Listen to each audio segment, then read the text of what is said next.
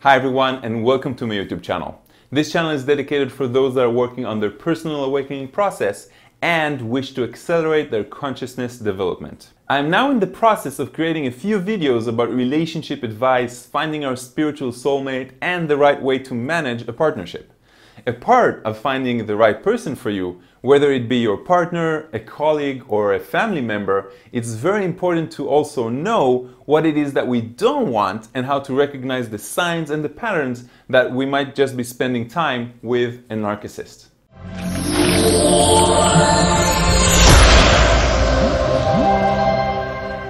In this video, we're going to dive deeper into the patterns of the egocentric type, and we'll know how to recognize them from a mile away. Just keep in mind that what I'm describing here is an extreme version, and there are lots of different shades of gray on your way there. We all have some of these qualities, only up to a certain degree. A narcissist will have most of them with a severe intensity. That would be the biggest difference. If you're going out with someone that has all of these qualities, I would consider doing something about that. And I don't mean that you need to heal them, okay? And you'll understand. So, let's start. Wikipedia describes narcissism as the pursuit of gratification from vanity or egoistic admiration of one's self-image and attributes. The term actually originates from the Greek mythology, where the young Narcissus fell in love with his own image reflected in a pool of water. It then became popular after Sigmund Freud's essay on narcissism in 1914, really close to the First World War. Recognizing that we are dating a megalomaniac is not always easy. In the modern society, almost everyone is egocentric and mostly spends time in their own bubble, thinking about their own life and their own actions. So, what is the threshold and how can we actually find out? So here are some of the attributes of the average narcissist. The first is superiority and entitlement. Now, the world of the narcissist is built from absolutes that they have defined for themselves. They will be highly opinionated. They will have clear definitions of right and wrong, of good and bad, and of course, superior and inferior, having them as the superior. A narcissist will have to show everyone that they're the best or that they have all the correct answers. They will have to be the most right, the most competent, and will have defined their own way of doing things. Their attitude will be, it's my way or the highway. As you can see in my video, How to Shift to a 5D Consciousness, one of the things that we need to move beyond is the black or white thinking that is very primitive and creates a lot of unnecessary drama and anguish in our lives. Another attribute is demands apologies. The narcissist will also demand to be compensated emotionally. They might make you feel that you have done something wrong, only so they can feel better about themselves. They will wish to control people and situations in their lives. The next attribute is attention and validation.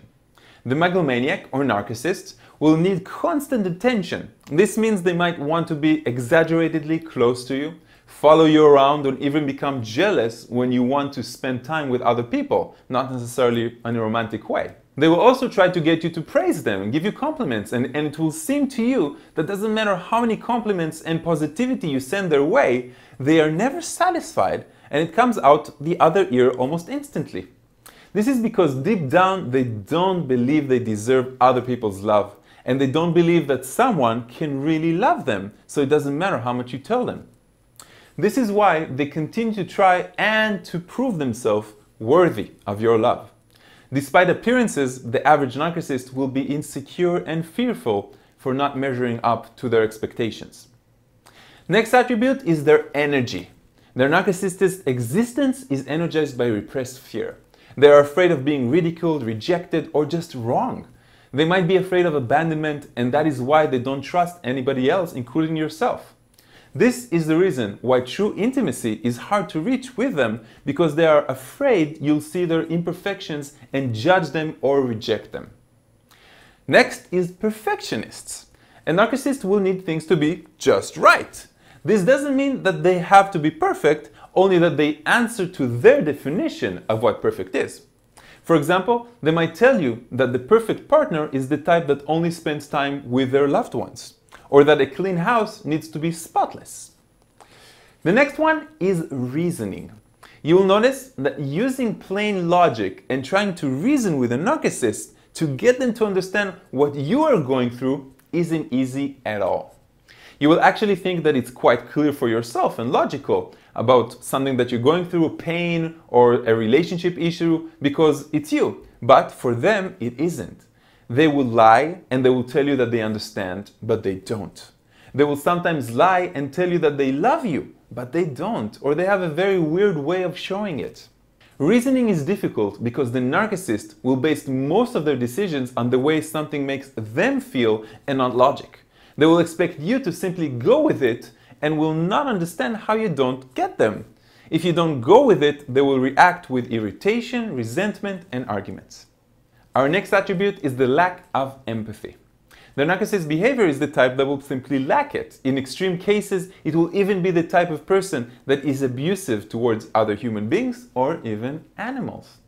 They tend to be selfish and self-involved and will usually not be able to understand what other people are feeling, even when it is obvious for other people that are around.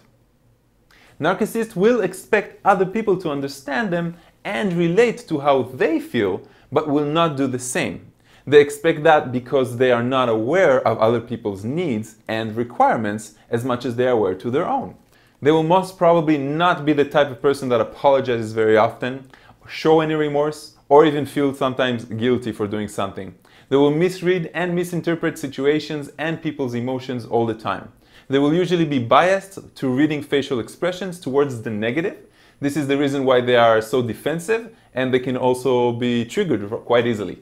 They might not like what you have to say, and they might usually be in disagreement with reality because they have a very narrow and specific definition of how reality should be and how people should act and feel, which is how they act and feel. This lack of empathy makes true relationships and emotional connections with narcissists difficult or impossible. They just don't notice what anyone else is feeling. The next is responsibility. Now, although the narcissist wants to have control over everything, and that usually comes with a certain degree of responsibility, their actual behavior is the complete opposite. Unless everything goes exactly their way and they will receive their exact desired result, when things don't go according to their plan or they feel criticized or less than perfect, they will try to blame it on you or anybody else. Now, this type of blame can also be generalized, like blaming the weather, blaming the family, blaming past traumas for their parents or old relationships. It will be anything but assuming full responsibility for something. This is also the reason that they almost never apologize, because they never feel that it's their fault. If you are in a partnership with a type of narcissist, you're probably going to get the blame for everything because you're the closest to them and most attached to them. And they subconsciously know that they can manipulate you because that is how they got you to be in their partnership in the first place. So my friends, of course, everything that I've said here is the extreme version.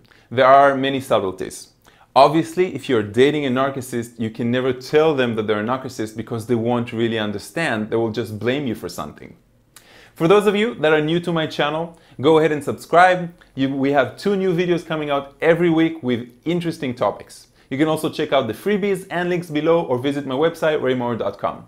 For my followers, I will see you in my next video. Namaste.